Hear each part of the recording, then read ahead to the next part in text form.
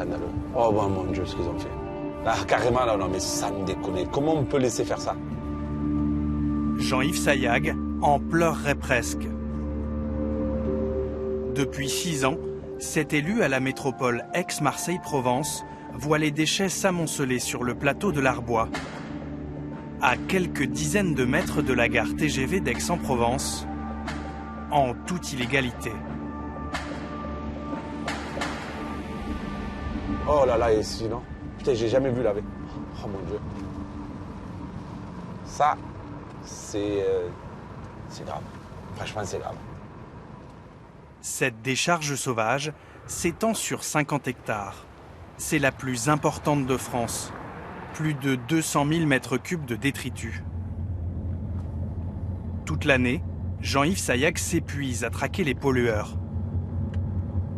Moi, je le fais tous les jours, hein, mais 7 jours sur 7. Quoi. Je suis dehors, en train de regarder. Et si je peux éviter un jet, ben, je l'évite.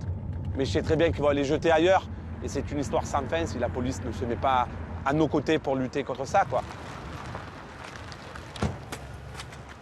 L'accès à la décharge est désormais condamné, grâce à cette butte de terre finalement installée par la mairie d'Aix. Mais pendant 6 ans, des entreprises de tout secteur y ont déversé leurs déchets pour éviter d'en payer le recyclage.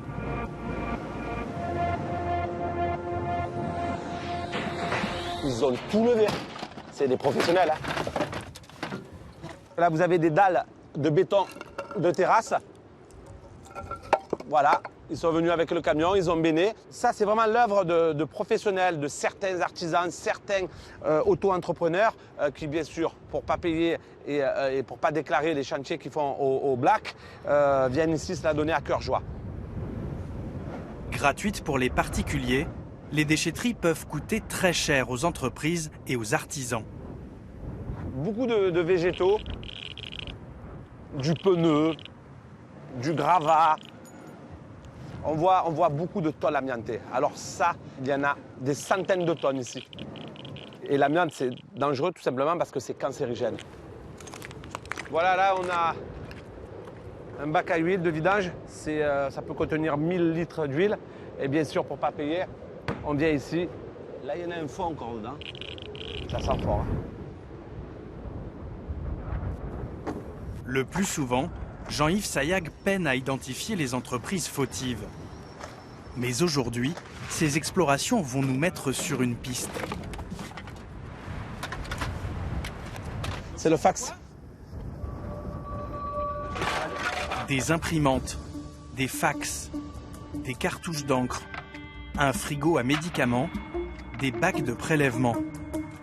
Grâce au numéro de téléphone inscrit sur un capot, nous sommes remontés à la source de ces déchets. La clinique de l'Escale, à seulement 10 km de la décharge de l'Arbois. Un établissement du groupe Orpea, un poids lourd des cliniques privées en France. Nous appelons son directeur. Effectivement, en 2019, on a fait appel à un prestataire qui nous a fourni des bennes pour assurer l'élimination de nos déchets. Ils étaient censés suivre une filiale d'élimination dans le respect de la réglementation. Mais non. Pour vous, il n'y a pas de doute? Il n'y a pas de doute. Les frigos de prélèvement, on en a eu. Les bacs en plastique, ça aurait pas 10 cm de hauteur, un truc comme ça. C'est ça. C'est nous. Il y a aussi un numéro de hotline.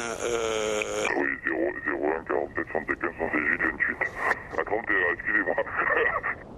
Ironie de l'histoire, le directeur de la clinique nous affirme être engagé dans une démarche éco-responsable. On fait des campagnes de gaspillage sur la nourriture, on a du tri sélectif, tout ça quoi donc. Le directeur joue la transparence. Il est d'accord pour poursuivre notre conversation devant une caméra et nous montrer les factures de son prestataire. Et pour l'instant, moi je vous rappelle vendredi, j'ai fait le point aussi avec ma direction. Quoi. L'interview n'aura jamais lieu. Entre-temps, l'agence de communication du groupe Orpea nous a envoyé ce communiqué. Nous prenons toujours soin de vérifier certains critères qualitatifs avant de contracter avec une société. Mais en l'occurrence, nous avons visiblement été trompés. La clinique aurait été trompée. Difficile à vérifier. Mais cela ne change rien au problème. Selon la loi, chacun, particulier ou professionnel, est responsable des déchets qu'il produit. Et ce, même s'ils sont pris en charge par un tiers.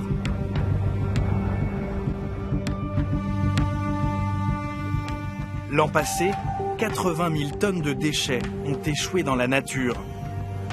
Des rebuts parfois pollués qui font l'objet de trafics lucratifs.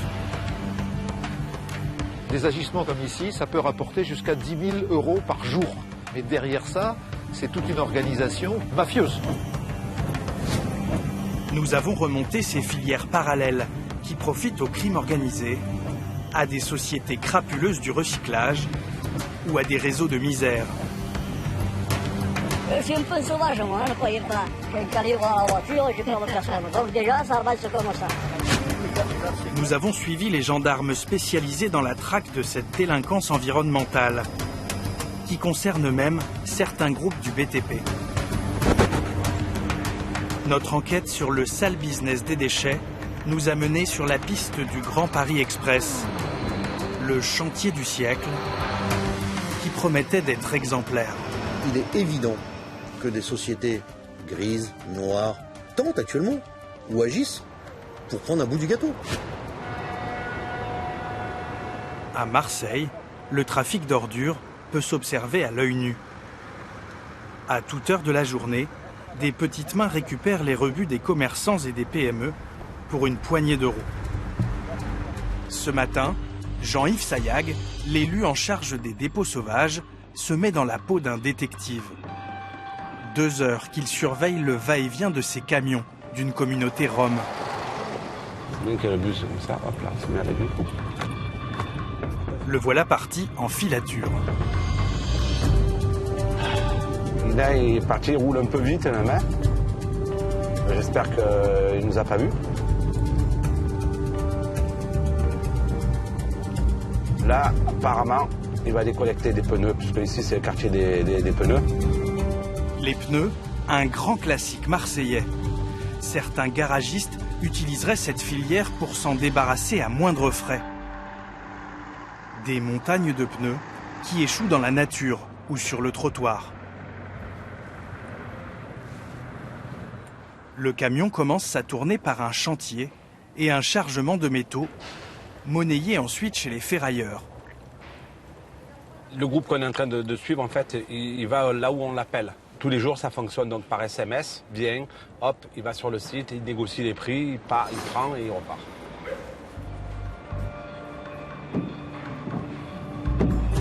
L'équipage poursuit sa route jusqu'au grand marché aux puces de Marseille. Je vais aller voir à pied. Notamment connu pour ses petits trafics de cigarettes, on y trouve de tout. Des antiquités ou des fripes, mais aussi de l'électroménager d'occasion. Il est en train de charger un magasin qui lui a refilé toutes ses machines à laver, un frigo, et un peu de tout en fait. Voilà, c'est bon. Ce qui inquiète l'élu marseillais dans ce chargement, ce sont les frigos et leurs moteurs très convoités. Ce qui va se passer, c'est qu'ils vont faire un arrêt, ils vont couper le cuivre, ils vont prendre le moteur et tout le reste, ils vont le bazarguer. Ils vont ensuite chez le ferrailleur, donc ils attendent d'en avoir une 50aine, et le ferrailleur donc leur fait un petit chèque, et c'est pas mal, je crois que c'est 5-6 € quand même, hein, le condensateur. Le camion prend la direction des quartiers nord de la ville. Il est rejoint par un autre véhicule. Oh, tiens, il y en a un deuxième, il est bien arrimé lui aussi. Hein. Apparemment, ils se sont donné rendez-vous les deux. Lui s'est arrêté. Ils vont échanger des trucs là. Voilà, c'est un quartier qui est très connu ici. Ils donnent rendez-vous à des professionnels. Ils viennent vider dans leur camion. Voilà, c'est une pratique donc régulière à Marseille. Et le camion ni vu ni connu. Ah, il va pas la laisser là. Ah, carrément, ça rentre pas dans son camion. Regarde ce qu'il fait. Là, il est en train de récupérer quand même le plus important du réfrigérateur, c'est-à-dire le compresseur. Voilà, il a éclaté, il y a le gaz qui s'est évaporé. Le frigo, il a laissé sur la voie publique. Il s'en fout de tout, le gars. Les moteurs de frigo contiennent du cuivre, mais aussi des gaz et des fluides frigorigènes, très toxiques pour l'environnement et la couche d'ozone. Leur recyclage par des entreprises spécialisées est obligatoire. On est obligé de le lâcher là. Ouais, il va jeter chez le ferrailleur. Jean-Yves Sayag décide de rendre visite aux ferrailleurs pour découvrir comment est écoulée la marchandise. Nous le suivons en caméra cachée.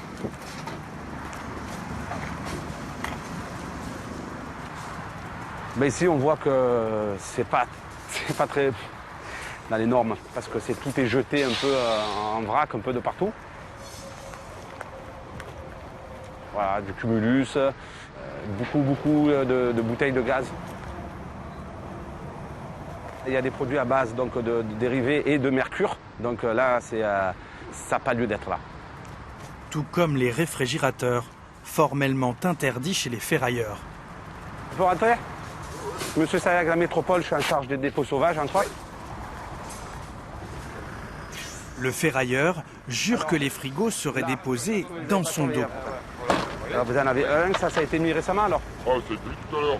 Et le problème, c'est que ces gens-là, si on les refuse, ils vont les balancer dans la nature. C'est ce qui arrive souvent. Alors du coup, qu'est-ce que vous en faites des frigos qu'on vous balance là alors que vous pouvez... Là, ça part en broyage. Ah ouais. Ouais, d'accord. Bon, il y en a toujours un ou deux, hein, donc c'est vrai que c'est la goutte d'eau qui fait des bords de là, comme on dit, mais...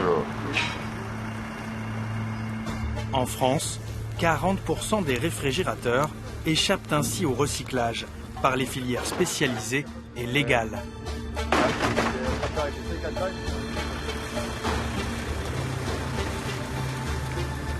À la nuit tombée, Jean-Yves Sayag retourne dans le centre de Marseille, près du squat occupé par les Roms. Une fois de plus, le spectacle le désole. Sans déconner. Incroyable. Les déchets ont envahi la rue,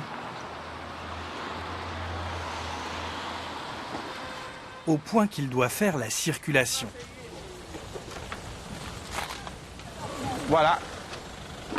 Attendez, attention. Allez-y. Moi, ça me fait mal au cœur de voir Marseille comme ça. Regardez les voitures. Elles essayent de passer. Attention. Ça va. Bon courage, hein. Au revoir. Chaque année, la métropole marseillaise investit 1 700 000 € pour nettoyer les dépôts illégaux sur son territoire.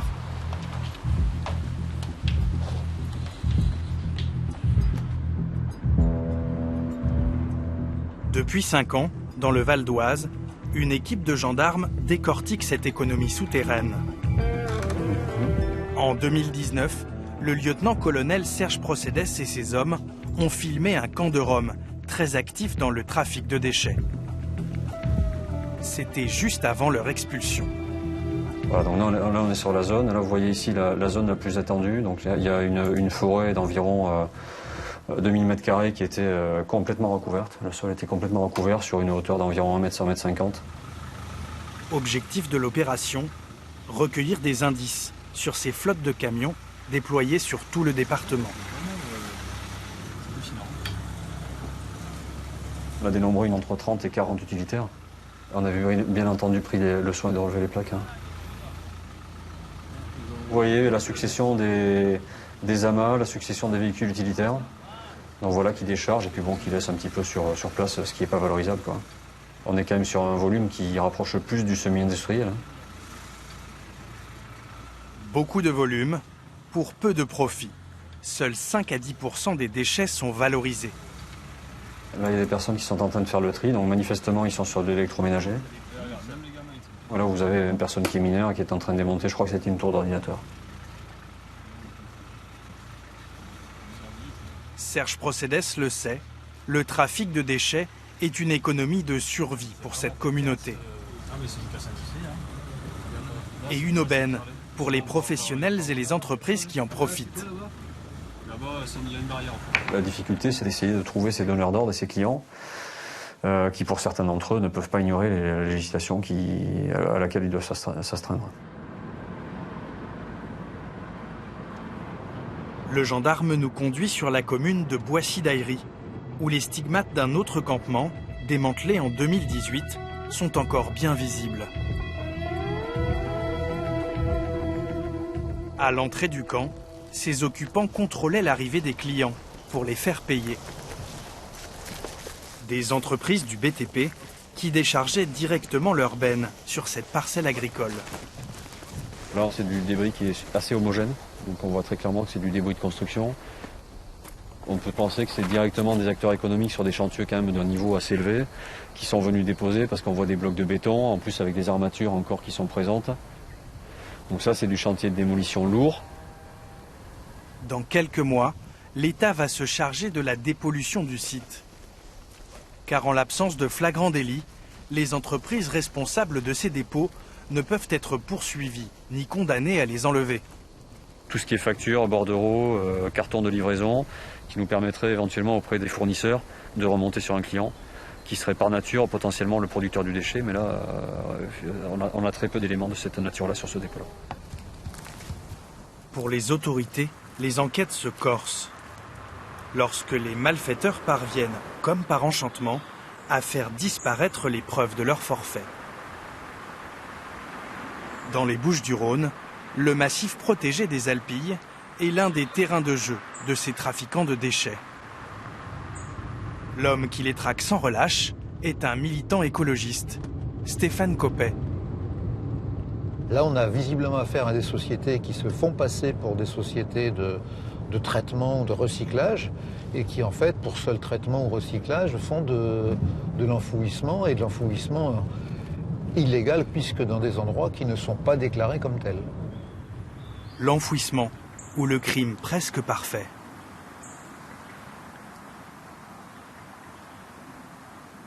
Stéphane a repéré un site qui lui paraît suspect. À peine arrivé, son propriétaire nous interpelle. Nous le filmons en caméra cachée. Je suis un peu sauvage, moi, ne croyez pas. Moi, quand je vois une voiture qui ne me convient pas, je me mets en travers, et puis bon, j'ai peur de personne. Hein. Déjà, ça, c'est le truc. J'ai un calibre dans la voiture et j'ai peur de personne. Donc déjà, ça avance comme ça. L'homme est menaçant, mais finit par parler. Cela fait près de 20 ans qu'il enfouit des déchets sur son terrain. Quand quelqu'un veut venir, le téléphone, d'accord, j'ai un camion de gravats à vider, je ne sais pas où aller. Je viens, je tourne, tu vides, je regarde ce qu'il y a. Et ça vous rapporte un peu d'argent de recevoir? Non, rien du tout, c'est tout gratuit. D'accord. C'est tout gratuit, c'est que des amis. Alors de temps en temps, ils m'apportent une bouteille de Ricard ou une bouteille, un carton de vin, quand c'est... Voilà, ça s'arrête. Non, je spécule pas. Je suis à la retraite, il y a 20 ans que je suis à la retraite, c'est pas pour encaisser 3 sous. Par contre, ils me font plaisir quand ils apportent 4 camions de terre ou 4 camions de gravats, ils m'apportent un carton de vin, je le prends, hein. Ouais. Je suis honnête, hein. À l'en croire, ce propriétaire accepterait des gravats sans contrepartie financière. Mais environ 100 000 tonnes de déblais auraient été enfouies ici, sur 7 mètres de haut. Quelques trous restent encore à combler, quelques cadeaux encore à glaner. Et ça, pour faire ça, vous avez besoin d'une autorisation ou ça se fait comme ça? Ah oui, j'ai une autorisation. Parce qu'on est dans le parc national. J'ai une autorisation de carrière, d'ouverture de carrière, de réaménagement de carrière. Ah oui, oui, d'accord. Vérification faite auprès du cadastre, ce propriétaire n'a pas d'autorisation pour utiliser son terrain comme une installation de stockage de déchets. Au sud du département, sévissent des propriétaires de terrain et des sociétés d'un tout autre calibre. Nous partons pour la plaine de l'Accro, un autre site protégé. Il y a un trafic de camions très important sur cette nationale parce qu'on est dans une zone où il y a beaucoup de trafic de déchets et autres matériaux de construction.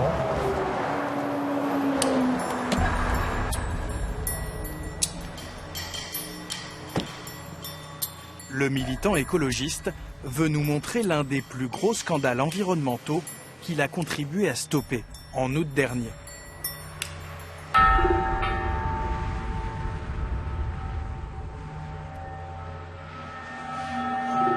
On voit de la terre qui a été remuée. C'est-à-dire qu'en fait, chaque jour, pendant des mois, ces gens-là ont creusé des trous. Ils ont rempli ça de déchets avec des bennes qui arrivaient tous les 3 quarts d'heure. On ne sait pas exactement ce que contenaient ces bennes. Donc peut-être des déchets inertes, mais peut-être aussi des déchets d'amiante, des ordures ménagères, du plastique.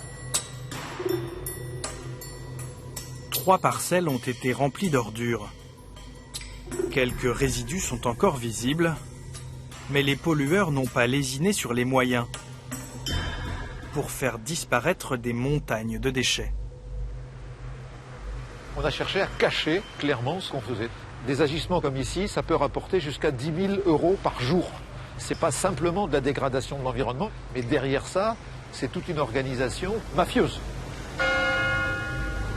À Saint-Martin-de-Crau, l'affaire empoisonne la vie des riverains. Ceux qui ont osé protester ont été intimidés. Un seul d'entre eux a accepté de témoigner sur ce scandale connu de tous. Tout le monde le dénonce, sauf que personne ne veut le faire à visage découvert. On imagine que derrière ce dossier-là, il y a des gens qui sont prêts à tout pour continuer leur business, quoi. Tout commence en janvier 2020, sur le territoire d'une famille influente et respectée dans le milieu de l'élevage taurin. Pendant 6 mois, ces exploitants ont ouvert leur domaine à des norias de camions, siglés de sociétés spécialisées dans le transport et le recyclage de déchets.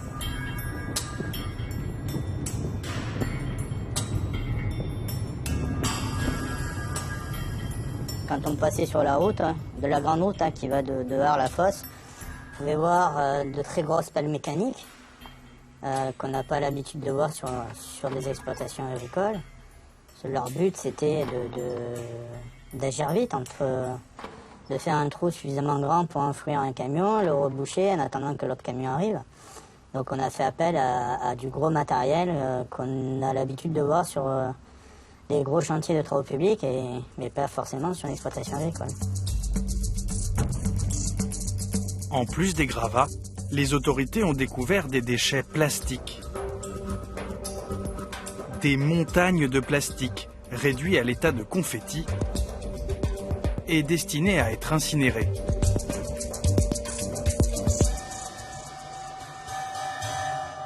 Les brûlages, ils avaient lieu le soir, au tout début de l'année, le soir et la nuit. Et là, les plaintes de riverains ont fait que la police est intervenue. Et donc les brûlages se sont arrêtés. Et après, en fait, tous ces plastiques qui devaient être brûlés, par la suite, ont été enfouis. C'est des pierres, Il a fallu 6 mois pour que les services de la mairie comprennent ce qui se tramait sur place. Il faut savoir que la première fois que notre policier est allé, on leur a montré des terres qui n'étaient pas touchées. Après, on pense que c'était pas là où justement il y avait les trous qui étaient en train de se faire. Ils se sont fait balader. Oui, je pense. Aujourd'hui, la mairie découvre enfin l'ampleur du problème. On a des surfaces immenses, plus de 6 000 m² qui ont été identifiées. Bon, sur l'ensemble des surfaces, on est sur presque 1 hectare. Ça devient des volumes conséquents. Maintenant, je pense que c'est quelque chose qui doit être pris par l'État parce que ça nous dépasse. Voilà, c'est trop gros pour nous. L'affaire de Saint-Martin-de-Crau est d'autant plus embarrassante que l'enfouissement illégal se situe en plein cœur d'une zone Natura 2000. Un espace protégé très sensible, où affleure une nappe phréatique qui alimente en eau potable 12 communes et 270 000 habitants. Pour Charlotte Alcazar, chargée de veiller sur la qualité des eaux, cette pollution représente un vrai risque sanitaire. La nappe de la Crau est très proche de la surface et surtout non protégée par une couche imperméable de type argile. En moyenne, on est sur des profondeurs par rapport au sol entre 0 et 10 mètres. Et donc on comprend bien que si la nature de ces déchets est susceptible de générer une pollution, cette pollution pourrait très très rapidement rejoindre les eaux souterraines. Pour l'instant, les mesures n'ont pas détecté de contamination de la nappe. Mais il va falloir multiplier les analyses, en attendant une éventuelle dépollution des terrains. Beaucoup d'agitation pour quelques gravats, estiment les propriétaires de l'exploitation. Ils ne savent pas qu'ils sont enregistrés au téléphone. Nous, on a voulu faire un hangar, on s'est mal pris, on a fait remblayer la parcelle, nous avons remblayé sans demander l'autorisation. Je voudrais qu'on me donne la preuve qu'il y a eu des trous, comme vous dites, des trous, donc ça veut dire qu'il y a eu plusieurs trous de fait pour mettre ça. Écoutez, il suffit d'aller sur Google Earth, on voit qu'il y a un trou avec un camion qui décharge. Sur Google Earth, vous avez vu ça? Ouais, sur Google Earth, ouais. Ah bon? Ah bon, franchement, je pense que vous êtes un devin. Pas besoin d'être devin pour comprendre que le nombre de parcelles impactées dépasse largement le projet d'un simple hangar. À tel point que des gendarmes spécialisés se sont intéressés à l'affaire. À l'Oclaesp, l'Office central de lutte contre les atteintes à l'environnement et à la santé publique, on soupçonne une organisation criminelle bien rodée. On va voir sur le côté à gauche, on va dire tout ce qui est provenance des déchets. On va s'apercevoir que ce sont des déchets issus des déchets du BTP, des déchets de sociétés qui ont pignon sur rue et qui font aussi de l'ordure ménagère. Des sociétés de transport, de terrassement, qui sont vraiment déclarées, qui ont les autorisations nécessaires et qui vont donc utiliser leur autorisation pour recevoir du déchet non déclaré et après vont trouver des zones d'exutoire, soit chez des privés, soit dans des carrières qui ont été abandonnées. On va voir aussi des déchets qui proviennent de l'étranger, notamment de l'Espagne, et des sociétés plus côté frontière italienne avec du déchet BTP mais aussi ordure ménagère. Ces agents du renseignement s'intéressent surtout à une piste, celle du crime organisé, qui a infiltré le secteur des déchets à partir des années 80. Et on s'aperçoit que ces sociétés-là ont un lien plus ou moins direct avec une grosse société, on va dire, où le gérant et le directeur commercial ont été impliqués par le passé dans des affaires de grand banditisme. On commence à remonter sur des personnes qui font partie du monde mafieux. Pour les enquêteurs de l'Oclaesp, la seule façon de faire condamner ces pollueurs à grande échelle, c'est de démontrer le trafic en bande organisée et le blanchiment d'argent sale. Vous allez par exemple développer un trafic de stupéfiants. Vous allez gagner de l'argent. Cet argent-là, qu'est-ce que vous allez en faire? C'est de l'argent sale, il va falloir les réinvestir. Réinvestir dans une zone tendue au niveau foncier, ça veut dire acheter des camions, acheter des grues, des choses comme ça. Et après, au fur et à mesure, on va constituer des petites sociétés qui vont grossir, qui vont en racheter d'autres et ainsi de suite. Et après, le financement va passer d'entreprise en entreprise et au fur et à mesure, il va être blanchi. C'est comme ça que ça fonctionne. Ce trafic de déchets a mis les gendarmes du renseignement de l'Oclaesp sur la trace de nombreux autres sites d'enfouissement dans les Bouches-du-Rhône. Le meilleur moyen pour les repérer, l'hélicoptère. Il suffit de regarder quand vraiment on essaye de chercher, on s'aperçoit qu'il y en a partout. C'est disséminé dans le paysage. Des verrues plus ou moins importantes. On ne s'attend pas à avoir autant de dégâts.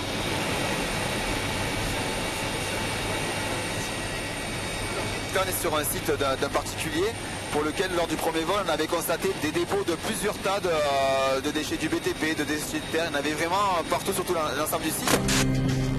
Lors du premier vol, 2 mois plus tôt, voici à quoi ressemblait ce terrain.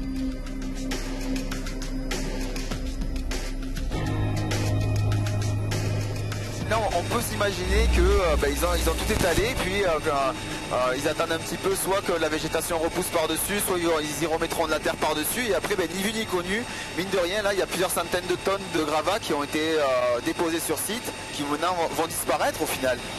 Des sites comme celui-là, nous en avons découvert plus d'une quarantaine dans le seul département des Bouches-du-Rhône. grâce aux associations France Nature Environnement et Anticorps, nous avons pu identifier des bouleversements parfois très rapides.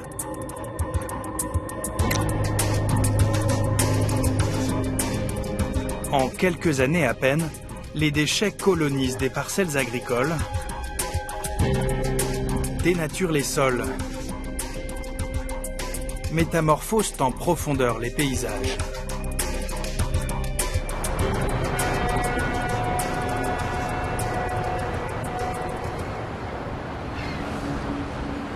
Ces atteintes majeures à l'environnement n'impliquent pas que des PME locales.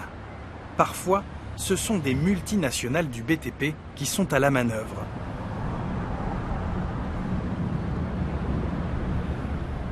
Début des années 90, dans le Var, Toulon est une ville malade de ces embouteillages. La municipalité lance un projet titanesque. Un tunnel de 3 km pour traverser la ville.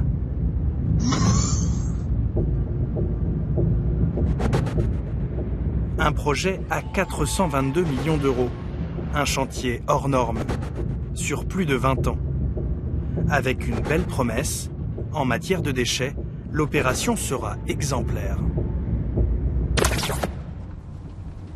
Sauf que... Tout ce que nous voyons ici, ça a été comblé par les déchets. Plus de 600 000 tonnes de déblais du tunnel ont atterri dans l'arrière-pays varois, comme ici, un ancien vallon d'une dizaine de mètres de profondeur, rempli par les déchets. Et on le voit très nettement, ici, le vallon est comblé à moitié, et la hauteur ici, c'est comblé en totalité, et comblé sur une épaisseur de plus de 4 à 5 mètres de hauteur, comme on le voit ici. En 2007, Robert Durand a assisté médusé à l'expansion de cette décharge illégale. Ce géologue à la retraite s'inquiète désormais pour la sécurité des lieux. Tout ça, ça va s'effondrer. Vu les fissures de décollement qui sont en train de se produire, qui sont déjà plus larges que le poing. Aux prochaines pluies, toutes les eaux vont traverser ces fissures et permettre de mettre en mouvement toute cette masse de terrain qui va se déporter et va basculer en bas. À 10 minutes de là, dans le massif classé de la Sainte-Baume, le tunnel de Toulon a laissé une trace encore plus spectaculaire. 312 000 tonnes de déblais forment un vaste plateau qu'un champ de panneaux solaires peine à dissimuler.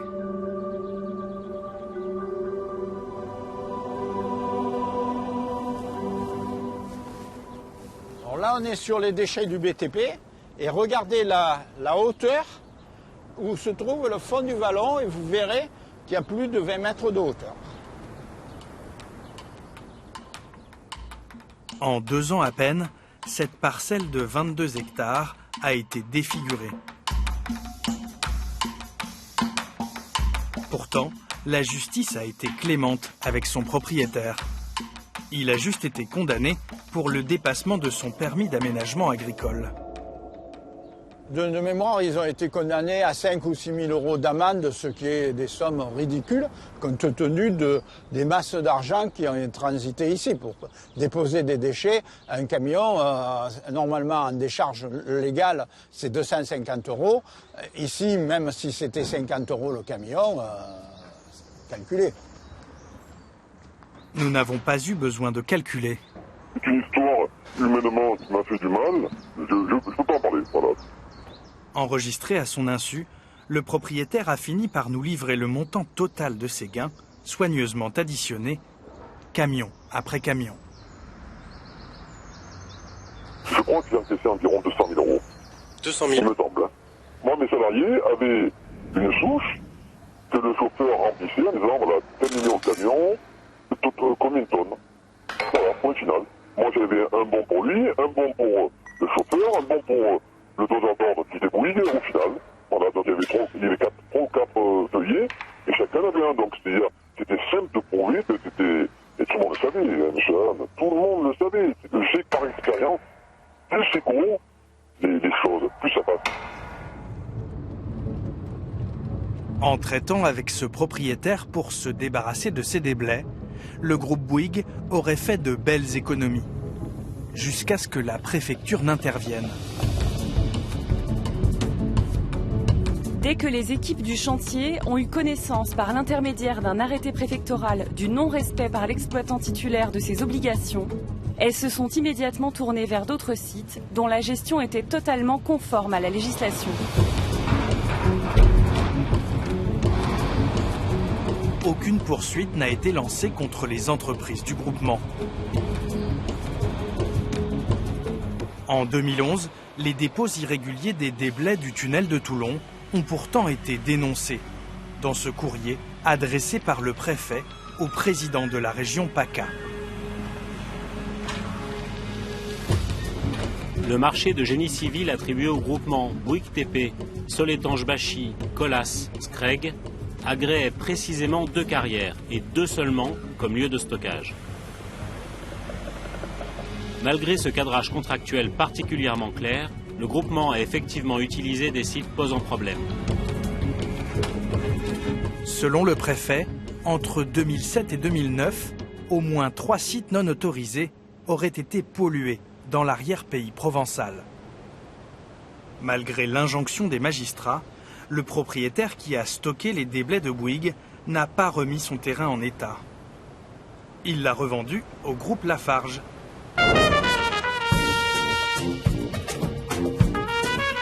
En 2016, le leader mondial du béton l'a tapissé de panneaux photovoltaïques, en partenariat avec Engie, le numéro 1 français de l'énergie solaire.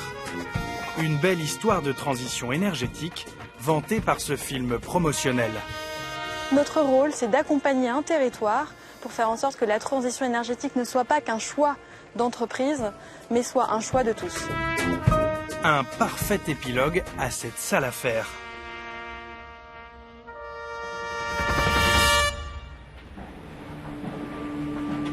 Dans cette enquête, nous avons gardé le plus embarrassant pour la fin. Une opération à 42 milliards d'euros qui pourrait bien virer au casse-tête politique.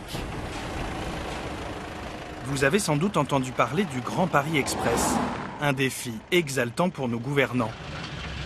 J'utilise souvent ce chiffre parce que je le trouve à la fois déroutant et éloquent. Nous allons excaver plus de 43 millions de tonnes de terre. 43 millions de tonnes de déblais, c'est l'équivalent de 8 pyramides de Gizeh. L'expression pharaonique prend tout son sens. Le chantier du siècle. 200 km de lignes de métro, 68 gares à bâtir d'ici 2030, mais aussi des records de déblais, parfois très pollués, à stocker dans des sites spécialisés.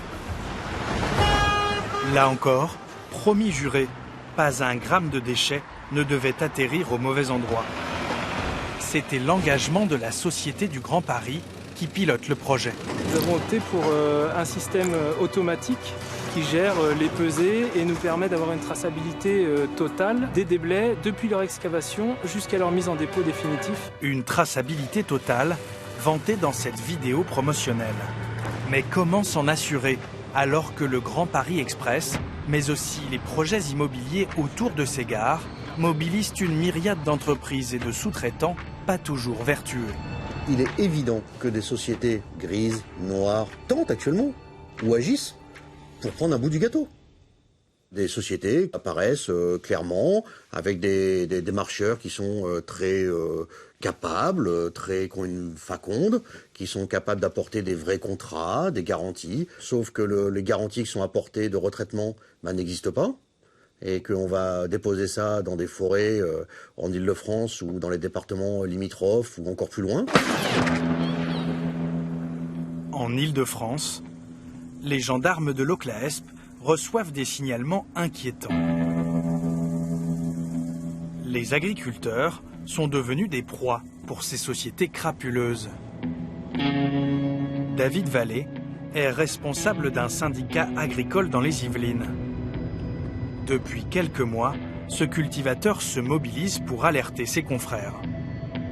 Aujourd'hui, on devient intéressant pour une partie des gens qui font les terrassiers du Grand Paris notamment, où aujourd'hui on a des agriculteurs qui sont démarchés pour prendre de la terre de remblai.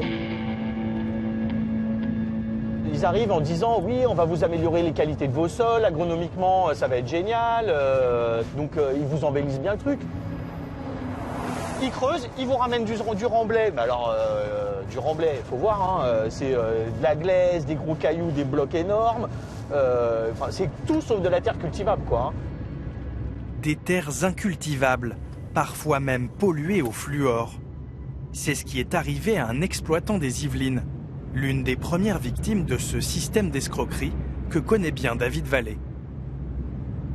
Les terres venaient de Saclay, hein, les terres du Grand Paris. Hein. Une fois qu'il s'aperçoit que la terre c'est de la merde, etc., les mecs déjà ils répondent plus. Et ce qu'il m'a dit, c'est que lui aujourd'hui, en fait la terre elle est à lui. Et que du coup, il peut avoir des problèmes avec la Drial, etc., qui vont lui demander de remettre en état. Et là il m'a dit, si moi je remets en état, c'est simple, je vends ma ferme. À la préfecture, la Dreal, la direction de l'environnement, risque d'infliger à cet agriculteur une dépollution de ses terres. Une véritable double peine. Le syndicaliste nous emmène chez une agricultrice qui a échappé de peu à ce cauchemar. Salut Laura, ça va? Je te dis bonjour de loin, mais... Non, pas là. En juin 2020, Laura s'est vue proposer par une autre société de la terre inerte, sans risque pour l'environnement. L'entreprise paraissait sérieuse et lui proposait de signer cette convention. Ça décrit tout ce qu'ils nous proposaient avec l'apport des terres, comment la gestion de l'apport des terres allait être faite, quelle était la procédure, avec le nombre de camions qui arriveraient, combien de mètres cubes nous on recevrait. Et ils proposaient, donc pour la surface dont on avait parlé pour la parcelle, ils proposaient 155 000 mètres cubes, à 80 centimes du mètre cube. Ce qui correspondait à une somme à peu près de... 130 000 euros à peu près. 130 000 euros, une aubaine, alors que la terre végétale coûte en moyenne 30 euros la tonne aux agriculteurs. Avant de signer cette offre inespérée, Laura se renseigne sur cette société. J'ai vu que, donc déjà tout d'abord au niveau de la date de création, la société quand ils sont venus chez nous, c'était au mois de juin 2020. Oui. Ils parlaient donc de beaucoup d'années d'expérience et j'ai vu que là l'entreprise a été créée au 18 mars, donc elle était très jeune, donc déjà ça m'avait paru un peu louche. Elle remarque également une incohérence dans le capital social de l'entreprise. 500 € enregistrés au tribunal de commerce contre 50 000 € déclarés dans la convention. Laura a flairé le piège de cette société bidon et n'a pas donné suite à sa proposition.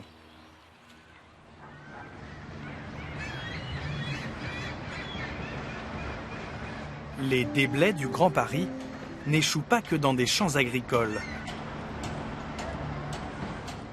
Une partie des terres excavées par les géants de la construction transite par des ports implantés le long de la Seine, comme celui de Gennevilliers.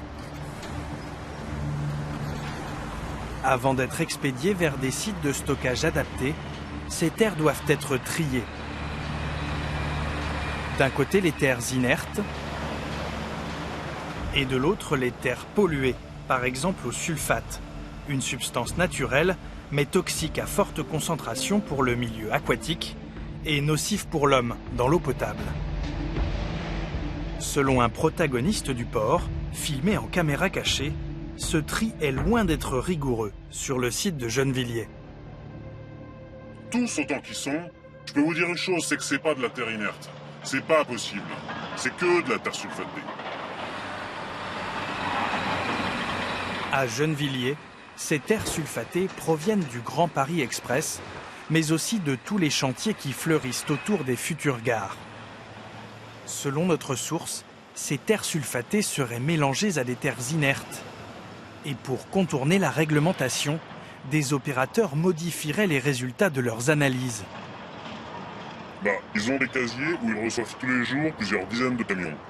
Mais ils font pas une analyse par camion. Ils mettent tout dans un même casier qui fait 2000 tonnes. Ils prennent un chantier au hasard, et si ça leur plaît pas, ils prennent un peu de l'autre côté du tas, Et il faut une analyse et puis c'est bon. Pour appuyer ces accusations, notre informateur nous a mis sur la piste d'une barge qui doit quitter le port de Gennevilliers, direction la Normandie. À son bord, 2000 tonnes de terre officiellement inertes. Voici les analyses fournies par l'opérateur pour cette cargaison. Des terres avec 1800 mg de sulfate par kilo.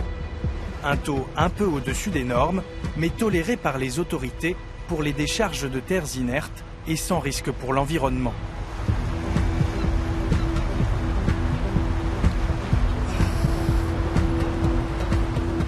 Nous pistons cette péniche grâce au système de suivi GPS de la marine marchande. Après 4 jours de navigation le long des boucles de la Seine, nous la retrouvons amarrée au port industriel de Saint-Aubin-les-Elbeuf, au sud de Rouen. La terre est déchargée dans ses remorques de tracteurs pour finir à 650 mètres de là, déversée dans le lac d'une ancienne carrière. Pour le chauffeur du bulldozer, c'est 10 ans de boulot qui débutent. Il a un projet de remblaiement. Ouais, d'accord. Donc on va aller jusqu'au bouée. Ah, c'est pour ça qu'il y a des bouées là-bas. Voilà, d'accord. Il y aura un aménagement total du lac. Le propriétaire de la carrière a obtenu l'autorisation d'y déverser plus de 650 000 tonnes de terre strictement inerte. Car le site est sensible. Il jouxte la Seine et ses nappes phréatiques. Comment vous pouvez être sûr que c'est de la terre qui est clean? Oui, c'est les analyses. Ah oui, il y a des analyses. Parce que nous, on nous a dit qu'il y avait possiblement de la terre qui était très sulfatée. Ah bah, tout est analyse aux normes. Ah ouais. Vous êtes capable à l'odeur de repérer ou pas? S'il y a des hydrocarbures ou du... Ah bah oui, on arrête tout de suite, hein, c'est ça. Ah ouais. Ah oui, j'ai hâte de l'arrêter tout de suite. Nous avons prélevé un échantillon sur ce tas provenant de notre barge. Et l'avons envoyé dans un laboratoire d'analyse agréé, le même que celui de l'opérateur du port de Gennevilliers. Le résultat n'a rien à voir avec les données initiales. Le taux de sulfate est 5 fois supérieur aux analyses de départ et près de 9 fois au-dessus de la norme en vigueur. Si ces terres avaient été envoyées au bon endroit, leur stockage aurait coûté 2 fois plus cher. Nous contactons le PDG de la société qui a chargé les terres sur la péniche. Il décline notre demande d'interview et assure qu'il s'efforce tant bien que mal de respecter la réglementation. Bien sûr qu'il peut y avoir effectivement des anomalies et qu'il peut y avoir une marge d'erreur. Moi, je suis une plateforme de transit, je ne suis pas producteur de la terre. C'est l'entreprise qui a extrait la terre sur un chantier de terrassement qui a produit le déchet, je vous rappelle quand même. Hein. Il y a une réglementation là qui est difficile à appliquer parce qu'elle est très stricte, si vous voulez, et que la façon dont il faut l'appliquer, personne ne peut nous l'expliquer. Alors bon, nous on fait au mieux. Nous sommes allés présenter nos analyses de terre à la DREAL de Normandie, l'autorité publique qui contrôle les sites de stockage de cette région.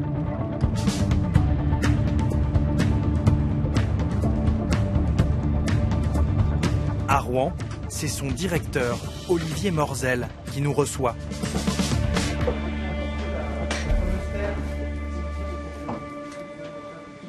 Dans ce que vous avez comme analyse, non seulement vous avez un sulfate cumulé qui est assez important, mais en plus, vous avez une fraction soluble qui elle-même est très très importante. Donc là, le cumul des deux, ça nous alerte. C'est plutôt effectivement pour nous un facteur de sensibilisation, un facteur d'alerte qui va nous permettre d'orienter un petit peu un certain nombre de contrôles, nous-mêmes, avec nos collègues d'Île-de-France, pour essayer d'un petit peu mieux tracer, je dirais, ce qui potentiellement se passe. Suite à notre interview, une enquête administrative a été lancée pour identifier les causes de ces anomalies. Sur le port de Gennevilliers, les autorités ont prévenu les opérateurs qu'elles allaient bientôt les contrôler. Nous avons présenté les résultats de notre enquête à Bernard Catelin, l'un des responsables de la Société du Grand Paris qui pilote le chantier du siècle. J'ai pas besoin d'avoir vu ce qui se passe sur le port de Gennevilliers pour être, sinon inquiet, en tous les cas vigilant. Je sais effectivement que tout ce qui est autour des transports de terre présente des risques. Donc effectivement, ce que vous avez montré montre qu'il peut y avoir des abus qui sont faits. Nous, tout ce qu'on a mis en place à la Société du Grand Paris, c'est précisément pour les éviter et faire en sorte de donner toutes les garanties possibles que nos terres ne rentrent pas dans cette logique. Les garanties en question, un système de suivi GPS des camions et des barges de déchets unique en Europe. Mais ce système repose aussi sur la confiance dans les opérateurs chargés de trier les terres. Vous n'avez jamais eu aucun signalement d'aucune sorte vous indiquant que certains mélangent volontairement? Absolument. S'il y a dans la chaîne des abus, je l'ai dit, ça relève du pénal. On a dans toutes les étapes de la chaîne des déclarations catégoriques sur la façon dont c'est suivi. Enfin, on est dans du faux si à un moment donné, il y a des déclarations qui sont des déclarations mensongères. Et à ce moment-là, on ferait effectivement les recours qui sont nécessaires. Mais aujourd'hui, nous n'avons aucune alerte de ce genre.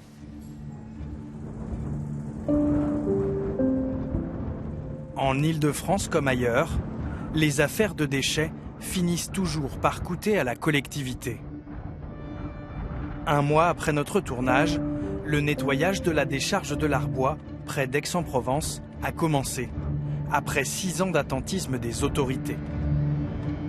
La facture de sa dépollution complète atteindra 8 à 10 millions d'euros, aux frais des contribuables.